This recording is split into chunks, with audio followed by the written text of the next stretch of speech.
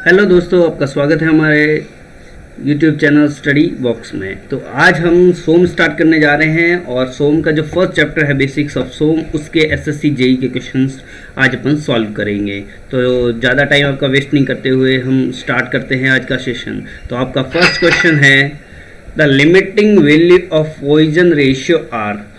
दोस्तों ये क्वेश्चन बहुत बार पूछा गया है एसएससी में, आप देख सकते हैं 3 बार, उससे भी ज़्यादा पूछा गया है। तो आपको ये वाला चीज़ याद रखना है कि पॉइजन रेशियो की वैल्यू कहाँ से कहाँ तक होती है। तो आपको कमेंट बॉक्स में टाइप कर देना है कि क्या आंसर होगा, और आपका जो भी स्कोर बनता है वो भी आप लिखें, इससे आपको पता चलेगा कि आप कितने पानी में हो। ठीक है दोस्तों, तो ये जो क्वेश्चन है limiting value of Poisson ratio, तो ये आपको याद रखना है कि इसका आंसर क्या होगा। तो पॉइजन रेशियो की जो वैल्यू होती है वो 0 से 0.5 के बीच में होती है। ये किसके लिए होती है ये भी आपको याद रखना है। ठीक है, ये मेटल्स के लिए होती है। ठीक है, जो इलास्टिक मटेरियल होते हैं उनके लिए होती है। और अगर आपसे ये पूछे कि ऑल टाइप्स ऑफ मटेरियल के लिए पूछे तो आपका ए आंसर करेक्ट होगा। अगर ऑल टाइप्स ऑफ मटेरियल के लिए पूछे, जितने भी मटेरियल अगर उसकी बात करें तो आपका ऑप्शन ए होगा। ये दोनों चीज़ें आपको याद रखनी है। पॉइजन रेशियो का फॉर्मूला आपको याद रखना है, और इसके अलावा जितने भी जो वैल्यूज़ होती है, मेटल की क्या होती है, कॉपर की क्या होती है, रबर की क्या होती है, वुड की क्या होती है, जितने भी हैं ये आपको सब याद रखना है। इसमें सारे क्वेश्चन मैं कवर कराऊँगा आपको, और आपको अच्छे से ये सब इसकी प्रैक्टिस करनी है। तो आपका आंसर इसका हो जाएगा डी, अगर जनरली पूछे तो। ठीक है, तो डी आंसर आपका करेक्ट हो जाएगा। सेकंड क्वेश्चन है आपका Poisson ratio is define as. देख लीजिए कितना इंपॉर्टेंट है पॉइजन रेशियो, बहुत छोटा सा टॉपिक है और एसएससी जेई में ये कितनी बार पूछा गया है। मतलब ये वाला तो आपको रट के ही जाना है या समझ के ही जाना है, रटना तो कुछ है ही नहीं, बहुत सिंपल सा है। लेकिन इसने क्या किया देख लीजिए, जो ओरिजिनल फार्मूला है अपन उसको रट के गए तो भी बर्बाद। क्यों? क्योंकि यहाँ पे देख लीजिए क्या क्या क्वेश्चन पूछ लिया इसने पूछ लिया कि पॉइजन रेशियो क्या होता है। और पॉइजन रेशियो अपन को पता है कि म्यू इक्वल टू क्या होता है, लेटरल स्ट्रेन, आपका lateral strain upon longitudinal strain. याद रखना, मैं बोल रहा हूँ वो याद रखना, यहाँ पे जो लिख रहा हूँ उस पर ज़्यादा ध्यान मत देना, जो बोल रहा हूँ उस पर ज़्यादा ध्यान देना। Mu equal to negative sign of negative sign. ठीक है, नेगेटिव साइन क्यों लगाते हैं वो भी बताऊँगा अभी। तो mu is equals to negative of lateral strain upon longitudinal strain. ये अपन को याद है, लेकिन यहाँ पे ये तो कुछ है ही नहीं, दिख ही नहीं रहा। तो आपका जो लेटरल स्ट्रेन होता है उसी को बोलते हैं अपन ट्रांसफर स्ट्रेन, और जो लॉन्गिट्यूडिनल होता है उसको बोलते हैं एक्सियल स्ट्रेन। तो जो आपका इसमें आंसर हो जाएगा वो हो जाएगा ऑप्शन नंबर सी। आपका सही हुआ कि नहीं, ये कमेंट बॉक्स में आपको जरूर टाइप करना है। ठीक है, तो ये नेगेटिव साइन होता है, ये आपकी डायरेक्शन को शो करता है। मतलब आपका जो लेटरल डायरेक्शन है वो लॉन्गिट्यूडिनल के परपेंडिकुलर होगा, ये शो करता है ये। ठीक है ना, तो दोस्तों ये भी आपको याद रखना है। चलिए, इसका सी आंसर हो जाएगा क्वेश्चन नंबर 3। चलिए, वैल्यू पूछ ली अब। ठीक है, वैल्यू से भी क्वेश्चन आए हैं, देख लीजिए आप, 2 बार आ चुका है एसएससी जेई में, लेटेस्ट में। ठीक है, तो which material has the highest value of Poisson ratio. Highest value Poisson ratio की किसकी होती है, ये लगभग सबको ही पता होता है, बहुत सिंपल क्वेश्चन है। तो आपको याद रखना है कि रबर की जो वैल्यू होती है वो हाईएस्ट होती है। कितनी होती है, 0.45 से लेकर, अगर रेंज पूछे तो 0.45 से लेकर 0.5 तक होती है इसकी, और अगर मैक्सिमम तो 0.5 होती है। ठीक है, अगर वुड की पूछे आपसे तो कितनी होती है, तो ये 0.25 के करीब होती है लगभग। स्टील की पूछे तो स्टील की भी आपको याद रखनी है। कॉपर की कितनी होती है, 0.33 होती है। स्टील तो बहुत बार पूछ लिया है, 0.27 से 0.3 के बीच में होती है।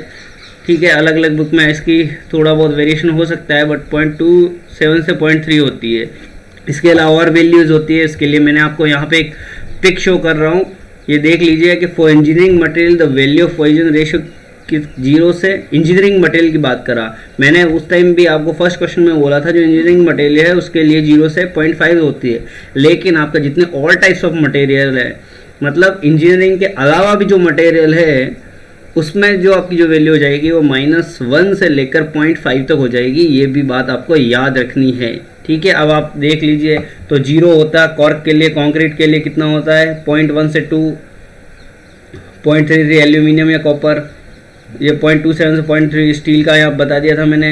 ये परफेक्टली इलास्टिक रबर की मैक्सिमम होती है, और जो ये परफेक्टली इलास्टिक रबर है, ठीक है, उसका 0.5, और जो रबर यहाँ पे पूछा है तो 0.4 से 0.45 से 0.5, ठीक है। कास्ट आयरन की पूछ ले, मेटल की पूछ ले, तो ये आपको याद रखना है 0.25 से। मेटल की भी बहुत बार पूछा गया है, ये इंपॉर्टेंट है, ये आपको याद रखना है। ये वाली कंक्रीट की भी पूछी हुई है, कॉर्क की पूछी हुई है। तो कुल मिला के आपको ये सारी वैल्यू याद रखनी है, ठीक है। पॉइजन रेशियो से जितने भी क्वेश्चन बनते हैं, 3-4 क्वेश्चन बनते हैं जो इंपॉर्टेंट है, ये मैंने यहाँ पे कवर कर दिया। मतलब आपका एक स्मॉल टॉपिक कवर हो गया जो बहुत इंपॉर्टेंट है बेसिक्स ऑफ सोम से। अब नेक्स्ट क्वेश्चन पे आते हैं, और अब रिलेशंस पढ़ेंगे आपके इलास्टिक कांस्टेंट पे। तो उस पर जो भी फार्मूला बेस्ड क्वेश्चन बनते हैं उसकी बात करेंगे अपन। The relation between Young's modulus and the modulus of rigidity is given as. देख लीजिए क्वेश्चन कितना इंपॉर्टेंट है, इससे भी ज़्यादा बार आ रखा है, मैंने यहाँ 3-4 बार मेंशन किया है, इससे भी ज़्यादा बार अलग अलग टाइप्स में उसके क्वेश्चन पूछे गए हैं। जितने भी क्वेश्चन बने हैं यहाँ पर सब डिस्कस करेंगे अपन, क्योंकि आपका एक टॉपिक बहुत अच्छे से क्लियर हो, एसएससी में आपका सिलेक्शन हो, यही मेरी दुआ है दोस्तों। तो आपको इसके लिए क्या करना है, हमारे चैनल को सब्सक्राइब कर देना है, और ऐसे अच्छे क्वेश्चंस जो भी एग्ज़ाम में आए रखे हैं मैं वही करवाऊंगा। मैं फालतू का एक भी क्वेश्चन नहीं करवाऊंगा। जितने भी मैंने पुराने वीडियोस डाले हैं और सब पे आपको क्वालिटी क्वेश्चन नहीं मिलेंगे। अपन यहाँ फालतू टाइम पास बिल्कुल नहीं करना चाहते। मेरे खुद को बहुत कम टाइम मिलता है, मैं जितना ही टाइम मिलता है आपको देने की कोशिश करता हूँ। मैं बीच में बहुत गायब रहा क्योंकि मेरे पास बिल्कुल टाइम नहीं था, लेकिन अब मेरे पास थोड़ा बहुत जो भी टाइम आपके लिए निकालूंगा, क्योंकि एग्ज़ाम बहुत करीब आ रहा है। इसका मतलब जो मैंने कहा था कि आपको मुझे सारे वीडियो प्रोवाइड करवाने हैं, वो मुझे करवाने ही करवाने हैं, इसीलिए ही मैं अब थोड़ा बहुत टाइम निकाल के आपके लिए काम करूँगा, ठीक है दोस्तों। तो ये फार्मूला आपको सीधा सा फार्मूला है, और सीधा फार्मूला ही पूछा है। इसके बेस पे आपसे क्वेश्चन भी पूछेगा, वो भी मैं आगे डिस्कस करेंगे। मैं सब क्वेश्चन डाले हैं उसमें, ठीक है। और दोस्तों इस जो लेक्चर में अपन 20 क्वेश्चन को डिस्कस करेंगे जो आज के बेसिक्स ऑफ सोम का ये फर्स्ट पार्ट है। सेकंड पार्ट में अपन लास्ट वाले सारे क्वेश्चन जो आपका फर्स्ट चैप्टर कंप्लीट हो जाएगा, ठीक है। तो सारे क्वेश्चन कवर करेंगे, अब बिना कोई टेंशन के। अब बुक को देखने की ज़रूरत नहीं है, आप अपने नोट्स पढ़िए और उससे सॉल्व करने की कोशिश कीजिए। जो क्वेश्चंस आपको बहुत हार्ड लगता है कमेंट बॉक्स में आपको कह दीजिए कि सर ये मुझे अच्छे से समझाइए, तो मैं उस टॉपिक को पूरा अच्छे से, पूरा थ्योरी आपको अच्छे से समझा दूंगा, ठीक है दोस्तों। तो चलिए इसका क्वेश्चन का आंसर क्या होगा कि रिलेशन बिटवीन क्या पूछा है, यंग्स मॉड्यूलस, ये मॉड्यूलस ऑफ इलास्टिसिटी बोलते हैं इसको, या इसको बोलते हैं मॉड्यूलस ऑफ शियर, ठीक है। मॉड्यूलस ऑफ रिजिडिटी के बीच का जो होता है ये आपको याद रखना है। इसका आंसर होगा 2n, ठीक है। यहाँ पे n के जगह g भी दे रखा होता है, n2 g2, म्यू के जगह आपको बहुत बार 1/m भी गिवन होता है, तो दोनों एक ही बात है, ठीक है। ये अलग अलग इनका नाम दे रखा है, 1/m भी गिवन होता है, तो सेम ही है, ठीक है। नाम सेम ही है, आपको नोटेशन कुछ भी दे दे, ठीक है। तो इसका आपका जो आंसर है वो ये हो जाएगा, क्या हो जाएगा, आपको अच्छे से रखना है। और ये माइनस प्लस में गलती बिल्कुल नहीं होनी चाहिए। तो इसका जो आपका आंसर हो जाएगा वो सी हो जाएगा, इक्वल टू 2g 1 + म्यू।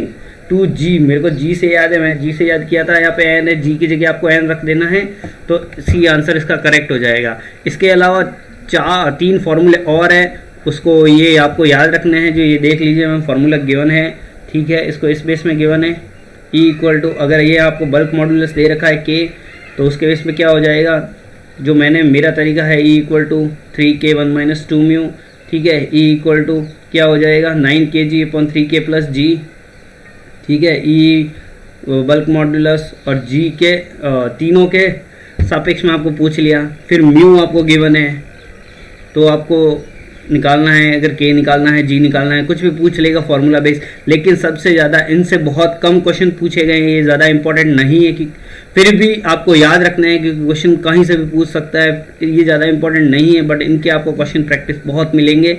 ये 2 फार्मूले बहुत ज़्यादा पूछे गए हैं दोस्तों, तो ये फार्मूले तो आपको याद ही होने चाहिए, ठीक है, इलास्टिक कांस्टेंट के बीच में, ठीक है। म्यू आपका पॉइजन रेशियो है, ई यहाँ पे आपका मॉडुलस ऑफ इलास्टिसिटी है, और जी इक्वल टू आपका क्या है, मॉडुलस ऑफ रिजिडिटी है। ये बात आपको याद रखनी है कि आपका बल्क मॉडुलस है। अगर आपको याद नहीं है तो आप लिख लेना अच्छे से, ठीक है।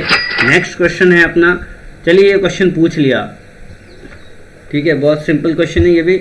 लेटेस्ट 2019 मतलब जो 2018 वाला आपको एग्जाम हुआ था उसी में लास्ट ईयर ये क्वेश्चन पूछा था, जो लास्ट पेपर हुआ था उसमें ही, कि the relation between bulk modulus के एंड द यंग मॉड्यूलस ई, तो पॉइजन रेशियो 1/m है, तो इनके बीच का रिलेशन क्या है मैंने अभी पूछा था। तो आपको सीधा सा फॉर्मूला है और उसी को घुमा फिरा के यहाँ पे दे दिया है, ठीक है। अब मैं इसको डायरेक्ट सॉल्व करवा देता हूँ, देख लीजिए ये सॉल्यूशन मैंने पहले से इसका कर दिया है ताकि हमारा ज़्यादा टाइम ख़राब नहीं हो। तो हमारा जो फॉर्मूला है मैंने अभी लास्ट पेज पे ही आपको दिखाया था, E = 3k 1 - 2 म्यू, यही दिया हुआ है। बस इसी को सिंपली सी वेरीफाई थोड़ा सा सॉल्व करके आपको आंसर देना है, ठीक है। इसका ये आंसर हो जाए, कैसे हो जाएगा देख लीजिए। यहाँ पे आपका 1/m गिवन है, तो म्यू की जगह आपको 1/m कर देना है, तो 2/m हो गया, ठीक है। अब आपको पूछा क्या है k के सापेक्ष में, तो यहाँ पे k अब आपको इसको ट्रांसफॉर्म कर देना है, देख लीजिए आप। तो आपका जो आंसर है बहुत सिंपल सा, बस इस फॉर्मूले को ही थोड़ा सॉल्व किया है और आपका ए आंसर करेक्ट आ जाएगा, ठीक है। m = 3, m / 3, और ये फॉर्मूला है जो भी, देखो फॉर्मूले को सॉल्व करके बहुत सिंपल क्वेश्चन है, कुछ भी नहीं है इसमें। फॉर्मूले को सॉल्व करोगे आप आंसर आ जाएगा। Next question, for a material having modulus of elasticity E and bulk modulus of rigidity N, it's seen that E = 2 and then bulk modulus।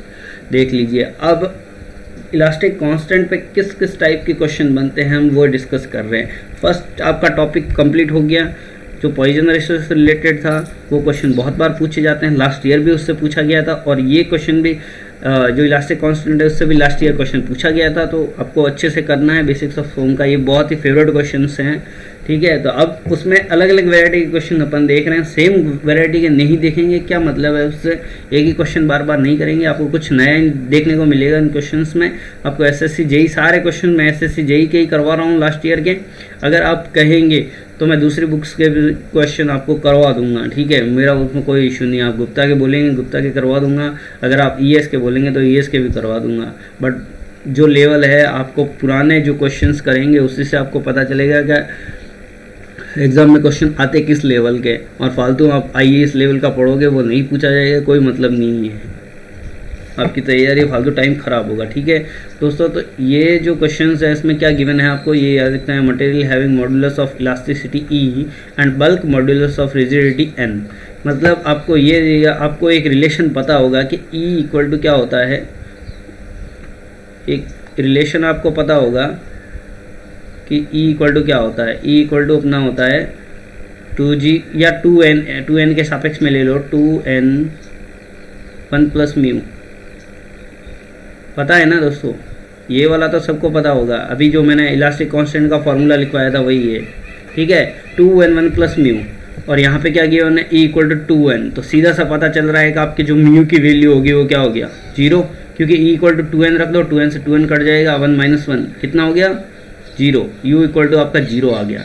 अब आपको पूछा क्या है, यहाँ पे आपको पूछा है बल्क मॉड्यूलस। अब बल्क मॉड्यूलस और जो आपका ई या एन में जो भी रिलेशन होता है वो लिख दीजिए, तो क्या होता है E = 3k, ये आपको पता होगा। E = ये जो आपका है E = 3k, आपका E = 3k 1 - 2 म्यू, ठीक है, E = 3k 1 - 2 म्यू। अब इसमें आपको फॉर्मूला लगा देना है कि म्यू = 0, म्यू = 0 हो गया, तो E = 3k हो गया। E = क्या आ गया 3k, मतलब अब आपको k का वैल्यू पूछा है तो E/3 आपका आंसर हो जाएगा। बहुत सिंपल सा क्वेश्चन। अगर ये सॉल्यूशन आपको अच्छे से नहीं दिख रहा तो मैंने नीचे एक और सॉल्यूशन किया है, ये भी देख लीजिए आप, ठीक है। ये सॉल्यूशन आप अच्छे से देख लीजिए कि E = 2n फर्स्ट गिवन था, 2n 1 + म्यू, अगर इसको सॉल्व किया म्यू = 0 आ गया, मैंने म्यू की जगह 0 रख दिया, E = 3k आ गया, E/3 = k, ठीक है दोस्तों। तो बहुत सिंपल सा क्वेश्चन था ये भी, बट दो फॉर्मूले आपको, दोनों फार्मूले से ये क्वेश्चन पूछ लिया, इसीलिए आपको दोनों फार्मूले मतलब चारों फार्मूले आपको याद होने चाहिए। नेक्स्ट क्वेश्चन है अपना, चलिए एक और क्वेश्चन है, ये आपको सॉल्व करना है, आपके लिए टेस्ट है, और इसका आंसर आपको कमेंट बॉक्स में टाइप करना है, ठीक है। इसका आंसर क्योंकि इसी के बेस पे सेम क्वेश्चन है, आपको modulus of Young's modulus to ratio दिया हुआ है, क्या है रेशियो पूछा है, sorry the ratio of Young modulus to modulus of rigidity, यानी E/G आपको पूछा है for a material having Poisson ratio. Same formula, चलो फॉर्मूला लगा देता हूँ मैं यहाँ पे। E इक्वल टू वो का वही formula, E equal to 2G या N लिख देता हूँ, अभी N बताया तो आपको ज़्यादा याद रहेगा। N 2GN1 प्लस म्यू, वही फॉर्मूला है आपका। लिखने में बहुत दिक्कत होती है मुझे। E इक्वल टू 2 म्यू, मेरे को याद रखना फार्मूला। चलो ये मैं यहाँ पे सॉल्यूशन इसका सॉल्यूशन सॉरी नहीं दिया हुआ था, बट ये आपको याद रखना है कि E equal to 2N1 plus mu. जब इससे आप सॉल्व करेंगे तो आपका 2.4 आंसर आ जाएगा, ठीक है। और अगर आपको ये आपसे ये भी सॉल्व नहीं होता है तो फिर भैया SSC छोड़ देना, कोई मतलब नहीं है। अगर ये फॉर्मूला बेस्ड सॉल्व बहुत सिंपल सी मैथमेटिक्स है, मैं सीधा ही माइंड में इसको सॉल्व कर सकता हूँ और देख लीजिए कैसे हो जाएगा। E equal to 2N1 plus mu.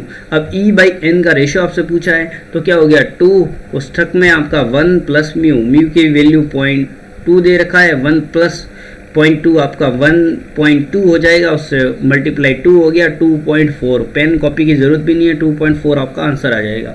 Next question, 8th question देख लीजिए। ये क्वेश्चन आपका पूछा था, अब इसके फॉर्मूले पूछे गए हैं, ठीक है। फॉर्मूला क्वेश्चंस के किस आपका मॉडुलस ऑफ इलास्टिसिटी का फार्मूला क्या होता है, शेयर मॉडुलस का फार्मूला क्या होता है, बल्क मॉडुलस का क्या होता है, पॉइजन रेशियो क्या होता है, ये सब सारे फार्मूले आपको याद रखना है। सारे फार्मूले पे क्वेश्चन पूछा है, बार बार पूछा है, ठीक है।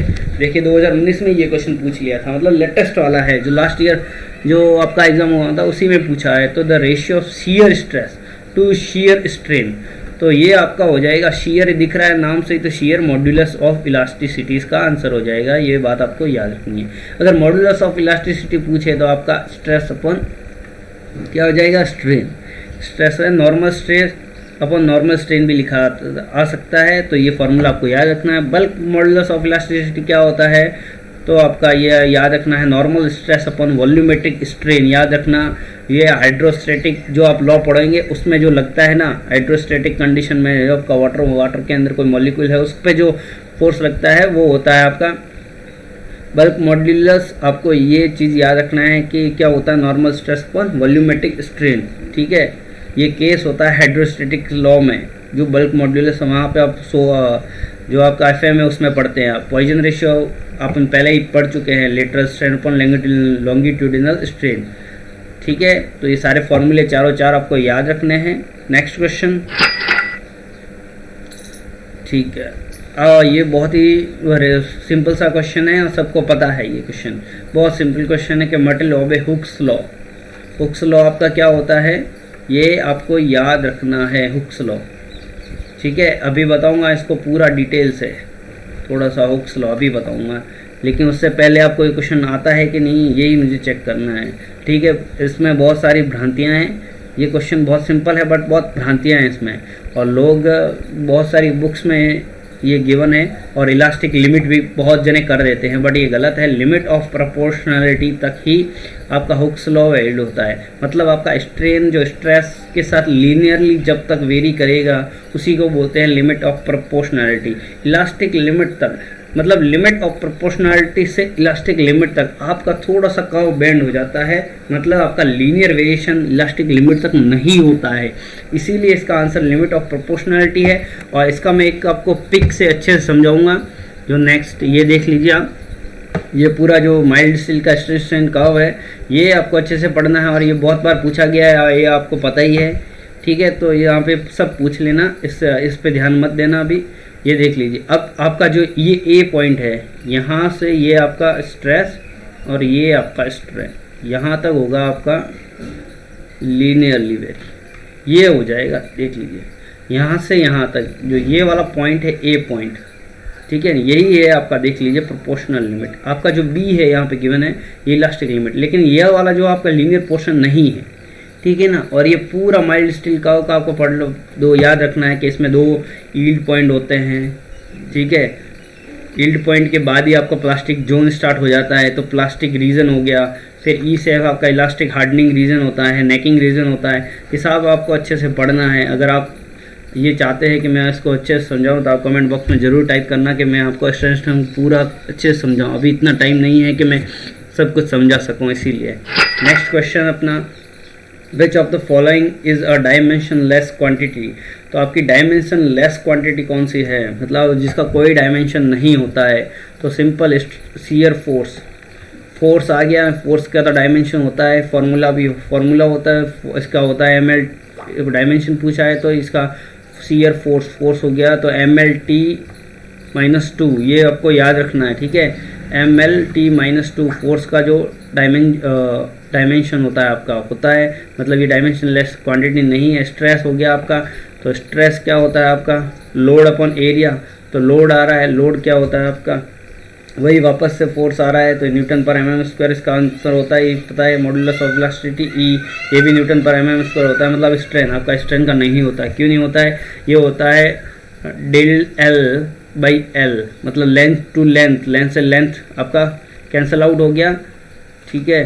Change in length upon original length, ये इसका स्ट्रेन का फॉर्मूला होता है। तो इसके बेस पे आपका स्ट्रेन आ जाएगा डायमेंशन लेस क्वांटिटी। ये क्वेश्चन 2 बार पूछा गया है, मैंने यहाँ पर 1 बार ही मेंशन किया है, ठीक है दोस्तों, ये आपको याद रखना है। नेक्स्ट क्वेश्चन, चलिए, the property of a material by which it can be beaten और रोल्ड इनटू प्लेट्स। चलिए बताइए इसका आंसर क्या होता है, मुझे जानना है, क्योंकि बहुत सारे स्टूडेंट्स, बहुत सारे मेरे दोस्त ये क्वेश्चन गलत करने वाले हैं। अगर उन्होंने पहले से कर रखा है तो ठीक है, बाकी अगर नई पहली बार जो ये क्वेश्चन कर रहे हैं बहुत गलत करेंगे, ये मुझे पता है। जितनी भी प्रॉपर्टीज़ है आपको सारी याद रखनी पड़ेगी दोस्तों, क्योंकि सारी प्रॉपर्टीज़ पर क्वेश्चन बने हैं। जितनी भी मटेरियल की आपकी प्रॉपर्टी है, डक्टिलिटी, प्लास्टिसिटी, इलेक्ट्रिक मेलिएबिलिटी और ब्रिटलनेस, जितनी भी आपकी फटीग हो गया, क्रीप हो गया, जितनी भी है आपको सारी याद रखनी पड़ेगी, तभी ये क्वेश्चंस आप सॉल्व हो पाएंगे। The property of material by which it can beaten और रोल्ड इनटू प्लेट्स। तो इसका ये आंसर मुझे पता है कि ज़्यादातर लोग डक्टिलिटी देंगे, बट ऐसा नहीं है दोस्तों। इसका आंसर जो होता है ये मेलिएबिलिटी होता है, ये बात याद रखना। तो जो इस क्वेश्चन का जो आंसर था वो था आपका नन ऑफ दीज, इसमें से कोई भी आंसर नहीं था, ठीक है। क्यों, इसका आंसर होता है ये रोल्ड इनटू प्लेट्स। अब आप बोलेंगे सर डक्टिलिटी क्या होता है, डक्टिलिटी होता है इट कैन बी, इसको बीट करके इसको वायर के फॉर्म में करते हैं, लेकिन वो कब करते हैं, इसका टेंशन टेस्ट आपको मेंशन आएगा कि टेंशन टेस्ट के अंदर जब किसी मटेरियल को अपन बीट करते हैं, उसको वायर के जैसे उसको चौड़ा करते हैं, ठीक है ना, तब होता है आपका डक्टिलिटी। या फिर ये भी लिखा आता है कि आपका जब उसको टेंशन टेस्ट करते हैं तो 5% से ज़्यादा एलोंगेशन होता है अगर किसी माइल्ड स्टील का, तो उसे डक्टाइल मटेरियल बोलेंगे, ठीक है। माइल्ड स्टील की बात करें तो माइल्ड स्टील में होता है वो 20 से 30% तक होता है, ठीक है। ब्रिटलनेस क्या हो गया, ब्रिटलनेस आपका जस्ट इसका रिवर्स, जो 5% से लेस एलोंगेशन हो ब्रिटलनेस, मतलब बहुत कम लोड आने पर एकदम से टूट जाएगा। और डक्टाइल मटेरियल होगा वो उसको लोड आएगा, उसको सहन करेगा, पूरा स्टेन का आपने देख लिया होगा अच्छे से, फ्रैक्चर पॉइंट पे 20 से 30% जब उस पर स्ट्रेस आता है तब जाके वो टूटता है, मतलब वो डक्टाइल मटेरियल है, इसीलिए अपन माइल्ड स्टील का यूज़ करते हैं, ठीक है दोस्तों। तो इसका आंसर होगा मेलिएबिलिटी, ये बात आपको याद रखनी है। अब इलास्टिसिटी की बात करें तो क्या होती है कि ठीक है, आप इलास्टिक मटेरियल किसे बोलेंगे, आपका कोई भी मटेरियल है उसके ऊपर आपने लोड डाला, ठीक है, और लोड को हटाते ही वो वापस उसी शेप में आ गया, ठीक है, उस शेप को वापस रीगेन कर लेता है, ठीक है ना। ये अभी टेक्निकल लैंग्वेज में लिखा है कि the material by virtue it returns its original dimension during unloading. मतलब आपने लोड लगाया, उसके बाद वो डिफॉर्म हुआ, आपने लोड हटा दिया, वापस उसी शेप में आ गया। मतलब अनलोडिंग का मतलब ये होता है आपने लोड हटा दिया, वापस उसी शेप में आ गया, ठीक है। तो ये 2 टाइप से होता है भाई, एक तो लीनियरली जैसा लीनियर शेप बनाएगा, एक आपका नॉन लीनियर हो गया लोडिंग अनलोडिंग में, बट सेम ही होता है, ठीक है। तो ये चीज़ आपको याद रखनी है। इलास्टिसिटी क्या होता है, प्लास्टिसिटी क्या होता है, ठीक है। ऐसा पॉइंट, ये बात आपको याद रखनी है जहाँ पे आपका इलास्टिक जो लिमिट है उसको पार कर जाए, ठीक है, मतलब यील्ड पॉइंट होता है आपका, उसके बाद आपका प्लास्टिसिटी गेन करने लग जाता है, ठीक है। इन इलास्टिक स्ट्रेन मतलब आपने उस पर इतना स्ट्रेन लगा दिया है जो इलास्टिक रेंज को आपकी पार कर गया, फिर वो उसी शेप में नहीं आएगा, वो फिर प्लास्टिक रेंज में आ जाएगा, ठीक है दोस्तों, ये होता है। और डक्टिलिटी क्या होता है ये भी मैं आपको बता दूं। डक्टिलिटी क्या होता है मैंने अभी बता दिया कि 5% से ज़्यादा एलोंगेशन है टेंशन टेस्ट के अंदर, तो उसे अपन बोलेंगे डक्टाइल मटेरियल, ठीक है दोस्तों। अब नेक्स्ट क्वेश्चन है the ability of material to absorb energy till the breaking और rupture. Rupture takes place is known as. अब आपके क्या बोला है इसमें बहुत लोग कंफ्यूज होते हैं, बहुत लोग। Ability of material, energy absorb कर रहा है आपकी कोई भी मटेरियल, कहाँ तक ब्रेकिंग और रप्चर पॉइंट। रप्चर पॉइंट आपका एंड लास्ट पॉइंट होता है जहाँ पे आपका मटेरियल बिल्कुल टूट जाता है। आपका डक्टाइल मटेरियल हो या फिर डक्टाइल मटेरियल की बात हो रही है यहाँ पे, ठीक है, जनरली, क्योंकि अपन माइल्ड स्टील पर ही उसका टेस्ट करते हैं, अलग अलग मटेरियल के अलग करते हैं और अलग अलग उसका इलास्टिक पॉइंट होता है, फ्रैक्चर पॉइंट भी सबका अलग अलग होता है, ठीक है दोस्तों। तो इसमें जो आपका आंसर क्या होगा, इसमें आपका जो आंसर हो जाएगा वो होगा टफनेस। याद रखना, यहाँ पे कंफ्यूजन ये होता है कि यहाँ ब्रेकिंग पॉइंट और रप्चर तक तो आपका टफनेस होता है, लेकिन अगर यहाँ पे गिवन होता कि रप्चर की जगह मैं यहाँ पे इलास्टिक पॉइंट गिवन होता, आपका इलास्टिक पॉइंट कहाँ पे, एब्जॉर्ब एनर्जी टिल इलास्टिक, आपका इलास्टिक लिमिट, ठीक है, इलास्टिक लिमिट तक होगा, इलास्टिक लिमिट गिवन होता तो जो आपका आंसर होता वो होता प्रूफ रेसिलेंस, या रेसिलेंस बोल दो उसको, एक ही बात है, प्रूफ रेसिलेंस, तो उसका आंसर आपका रेसिलेंस हो जाता है। ये याद रखना, मतलब आपका जो स्टार्टिंग पॉइंट से लेकर अगर इलास्टिक पॉइंट तक जितनी भी जो कर्व बन रहा है उसके नीचे का जितना भी एरिया आ रहा है, मतलब जितनी एनर्जी वो एब्जॉर्ब कर रहा है उसको तो बोलेंगे प्रूफ रेसिलेंस। और इसके जो ओपन करेंगे जो आपका रप्चर पॉइंट तक, मतलब पूरा जहाँ से स्टार्ट हुआ और एंड में जहाँ तक टूटा, जितनी भी एनर्जी एब्जॉर्ब की इस पूरे प्रोसेस में, उसको बोलेंगे टफनेस। अब बोलते हैं कि मॉडुलस ऑफ टफनेस क्या होता है, तो ये होता है टफनेस जो भी है आपका टफनेस अपॉन वॉल्यूम, मतलब कितने वॉल्यूम के अंदर आपका एक स्पेसिफाइड वॉल्यूम गिवन है, उस वॉल्यूम के अंदर कितनी एनर्जी उसने एब्जॉर्व करी रप्चर पॉइंट तक, उसे बोलते हैं मॉडुलस ऑफ टफनेस, ठीक है दोस्तों। यहाँ पे और मैंने टफनेस को अच्छे से समझा दिया, देख ली। Ability of mechanical ability of failure, ठीक है, और ये फेलियर पॉइंट ही होता है फ्रैक्चर पॉइंट, ठीक है, जहाँ पे आपका टूट जाता है, ये देख लीजिए, जिस पॉइंट से लेकर फ्रैक्चर पॉइंट तक। ये मॉडुलस ऑफ स्ट्रेन एनर्जी कितनी आ गई और ये वॉल्यूम हो गया आपका, ठीक है। ये वैसे स्ट्रेन एनर्जी इसको कंसिडर करते हैं, ठीक है, ये देख लीजिए आप, shaded portion modulus of toughness हो गया, एरिया ऑफ शेडेड पोर्शन, क्योंकि ये इतने मॉडुलस ऑफ टफनेस क्या हो गया आपका, गिवन वॉल्यूम हो गया, इस वॉल्यूम में इतनी एनर्जी कर ली, फ्रैक्चर पॉइंट पे आपका टफनेस हो गया, ठीक है, क्योंकि यहाँ वॉल्यूम कोई मेंशन नहीं था, इसीलिए यहाँ पर आपका चलता गया इस पॉइंट पे हो गया, ठीक है, इसी को बोलेंगे फ्रैक्चर पॉइंट पे आपका टफनेस। ये पूरी एनर्जी को, मुझे मैकेनिकल एनर्जी है फेलियर तक, इसी को बोलेंगे अपन टफनेस, ठीक है दोस्तों। Next question, the property of material by which it gets permanent deformation under a load which is not recovered after removal load. अब इसको क्या बोलते हैं बताइए दोस्तों, बहुत सिंपल सा, ये मैं आपको बता भी चुका हूँ, नेक्स्ट अभी थोड़ी देर पहले ही बताया है कि अपन ने लोड लगाया, ठीक है, लोड लगाने के बाद वापस लोड लगाया तो वो डिफॉर्म हो गया, मतलब वो अपनी उसी शेप में नहीं रहा। अगर उसी शेप में रहता तो उसी को बोलते हैं अपन इलास्टिसिटी, अगर नहीं रहता मतलब वो आपका इलास्टिक रेंज को पार कर गया है, वो अब प्लास्टिसिटी हो गया है, ठीक है, प्लास्टिक बन गया है। तो आपका डी आंसर, बहुत सिंपल सा क्वेश्चन। ब्रिटलनेस मैंने आपको बता दिया, डक्टिलिटी आप सब कुछ जानते हैं इनके बारे में। Next question, the phenomena of slow extension of material increasing with the having constant load। क्या बोल रहा है, slow extension of material increasing with time having constant load. आपका कांस्टेंट लोड के साथ जो एक्सटेंशन होता है मटेरियल का, स्लो एक्सटेंशन, मतलब वो अपनी जो स्ट्रेंथ है पहले गेन करता है, उसके बाद धीरे धीरे टाइम के साथ उसकी स्ट्रेंथ कम हो जाती है। तो इस पूरे प्रोसेस को क्या बोलते हैं, इस पूरे प्रोसेस को अपन क्रीप बोलते हैं, क्रीपिंग बोलते हैं, ठीक है दोस्तों।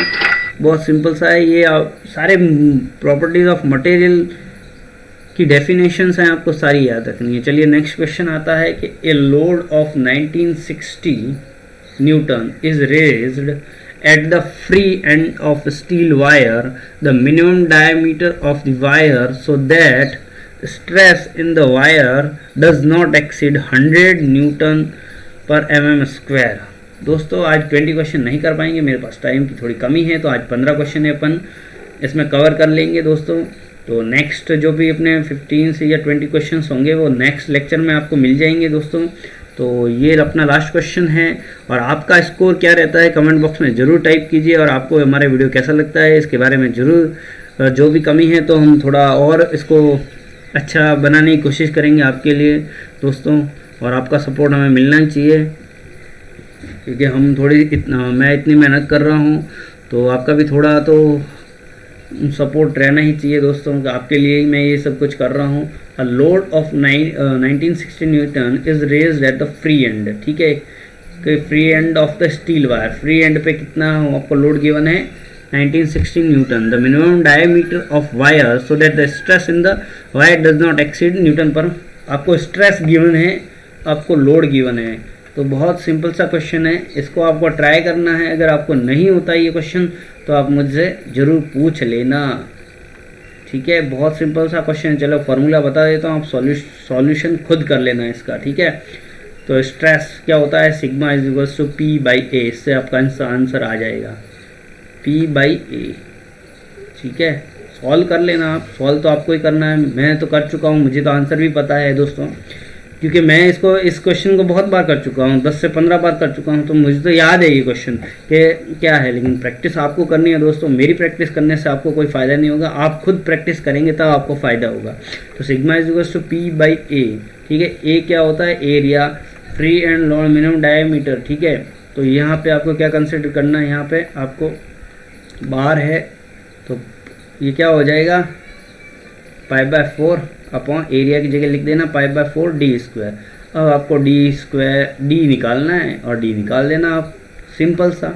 मतलब sigma is equal to P by stress upon area होता है, ये आपका स्ट्रेस सबको पता है ये फॉर्मूला, ठीक है। एरिया की जगह आप पाई बाय 4 डी स्क्वायर, क्योंकि आपको मिनिमम डायमीटर पूछा है, डी मिनिमम पूछा है, ठीक है। आपको स्ट्रेस 100 गिवन है, आपको लोड 1960 न्यूटन गिवन है, तो आपका आंसर हो गया वो डायरेक्ट एमएम में आ जाएगा। आपको कोई भी चेंज नहीं करना है, सीधा फॉर्मूला रखना है और आपको सीधी सी वैल्यू आएगी। बहुत सिंपल सा क्वेश्चन है, इसको आपको सॉल्व कर लेना। चलिए दोस्तों, तो आज इतना ही हमारे लेक्चर में। अगर आपको हमारा वीडियो अच्छा लगा है तो सब्सक्राइब बटन और लाइक बटन ज़रूर दबाएं, और आपको एक काम और करना है, अपने दोस्तों के साथ शेयर करना है ये वीडियो को, और अच्छे से अच्छे आपको जल्दी से जल्दी, जितना आपका अच्छा रेस्पॉन्स रहेगा हमारा वीडियो उतना ही जल्दी आएगा। और मैं पूरी कोशिश करूँगा कि जल्दी से जल्दी आपको सारे सब्जेक्ट्स के वीडियो में जल्दी से जल्दी अपलोड कर दूँ। अभी मेरे पास खुद के पास बहुत कम टाइम मिलता है, अब मैं यही प्लानिंग कर रहा हूँ कि रात का टाइम निकाल के क्योंकि मुझे मटेरियल भी बनाना पड़ता है, उसके बाद ये वीडियो बनाना पड़ता है, उसके बाद अपलोड होता है, तो इसमें बहुत मेहनत लगती है। 15 क्वेश्चन टाइप करने में मुझे 2 घंटे लग जाते हैं, क्योंकि एक एक चीज़ मुझे देख के आपके लिए पूरा सब कुछ तैयार करना पड़ता है, खुद समझ सकते हो। तो आप अच्छे से अच्छा आपका रेस्पॉन्स हो और आपको फ़ायदा हो, इसीलिए मैं ये वीडियो बना रहा हूँ। मैं अपनी कोई सहूलियत के हिसाब से नहीं बना रहा, अपना टाइम इन पे दे रहा हूँ। मुझे ये क्वेश्चन आते हुए भी मैं आपके लिए कर रहा हूँ, तो दोस्तों आपका भी थोड़ा बहुत सपोर्ट बनता है। तो दोस्तों आज आपसे विदा लेता हूँ, और आपको चैनल को सब्सक्राइब करके बेल आइकन आपको दबा लेना है। आपको हमेशा नए वीडियो और आपको बहुत अच्छा लगेगा, ऐसा ही मैं पढ़ाऊँगा, ठीक है दोस्तों। और आपको कोई भी क्वेश्चन में बहुत बड़ा डाउट रहता है कि सर ये मुझे बिल्कुल भी समझ में नहीं आया, कमेंट बॉक्स में टाइप कर दीजिए। मैं नेक्स्ट लेक्चर जब भी होगा या नेक्स्ट जब भी वीडियो आएगा उसमें आपका क्वेश्चन 100% उसमें मैं आपको मेंशन करूँगा कि इस भाई साहब ने ये कहा था, और इसको अच्छे से मैं समझा दूँगा, ठीक है दोस्तों। तो आज आपसे विदा लेते हैं।